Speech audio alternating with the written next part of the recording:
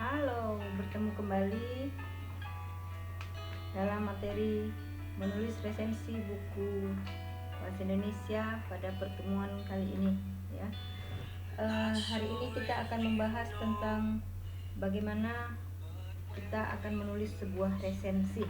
Nah, sebelumnya saya ingin bertanya, apa Anda sudah memahami apa itu resensi buku ya, atau kita lihat mungkin pada saat kita jalan-jalan ke toko buku hendak membeli buku, kita melihat ada orang yang bingung mau beli buku apa ya. Nah, atau mungkin kita mengalami sendiri hal ini.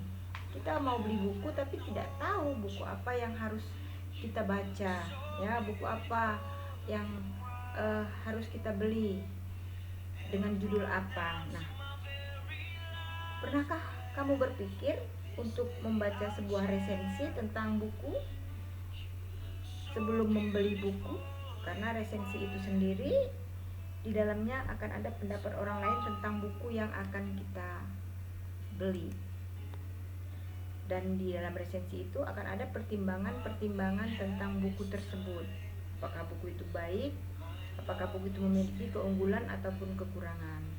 Nah, saat ini kita akan membuat resensi untuk menemukan untuk bisa menulis sebuah resensi buku terhadap buku ilmiah dan buku non ilmiah ya. Nah, resensi itu sendiri adalah ulasan tentang baik buruk, kelebihan dan kekurangan, serta rekomendasi dan simpulan dari sebuah buku, film, ataupun sebuah pertunjukan. Jadi sebelum kita membaca sebuah buku, sebelum kita menonton sebuah film ataupun pertunjukan, tidak ada salahnya kalau kita melihat resensinya dulu, sehingga pada saat kita menonton, membaca atau menyaksikan pertunjukan tersebut, kita sudah bisa tahu kelebihan dan kekurangan dari apa yang ingin kita nikmati. Baik. Nah, kali ini kita akan meresensi sebuah buku. Buku yang kita resensi itu memiliki unsur-unsur resensi buku atau resensi novel. Ya, yang pertama adalah identitas buku. Dalam identitas ada judul buku, nama pengarang, nama penerbit, ketebalan buku, tahun terbit, nomor edisi, dan sebagainya. Ya. Kemudian yang kedua dalam resensi itu ada sinopsis. Sinopsis ini adalah isi buku secara keseluruhan atau secara umum yang ditulis secara singkat. Ya, dalamnya berupa pokok-pokok isi dari buku atau novel yang menggambarkan cerita tersebut. Ya. Kemudian yang ketiga, kepengarangan. Dalam sebuah resensi itu kita jumpai kepengarangan. Jadi sosok pengarang seringkali diceritakan dalam resensi tersebut karena berkaitan dengan latar belakang, keahlian dan sikap-sikap serta karya-karya yang sudah dibuatnya.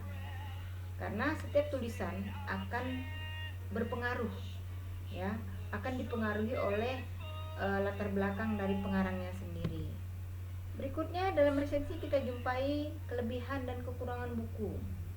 Keunggulan dan kelemahan buku pada resensi berkaitan dengan unsur-unsur yang ada di dalam buku tersebut. Kalau dia bukunya adalah buku yang sifatnya adalah buku ilmiah, maka kita akan melihat bahwa di dalamnya ada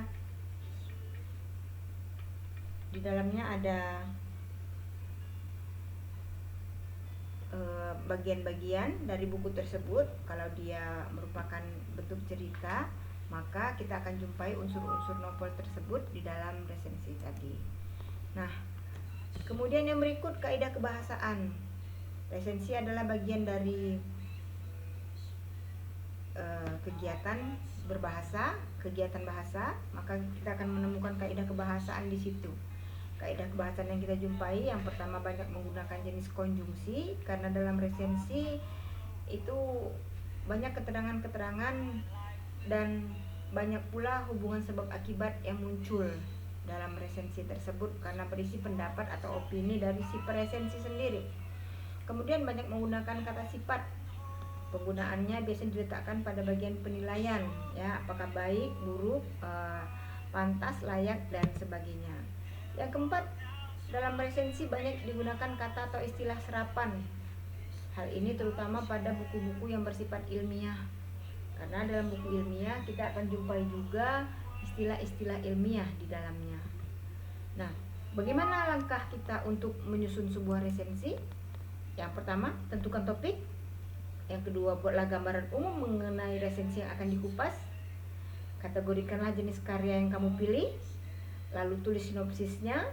Kemudian buat penilaian subjektif terhadap keunggulan dan kelemahan buku. Nah, penilaian subjektif ini harus didukung kepada objektivitas. Jadi tidak hanya berdasarkan perasaan, tapi juga harus berdasarkan pemikiran dan disertai dengan bukti-bukti yang konkret. Gunakan bahasa yang mudah dicerna bagi siapa saja yang akan baca buku yang akan kamu tulis nanti. Sertakan rekomendasi atau saran di akhir resensi, apakah buku ini pantas atau layak untuk dibaca dan sebagainya. Nah, tentunya yang paling awal dilakukan adalah cari dulu dong bukunya. Kamu mau meresensi apa?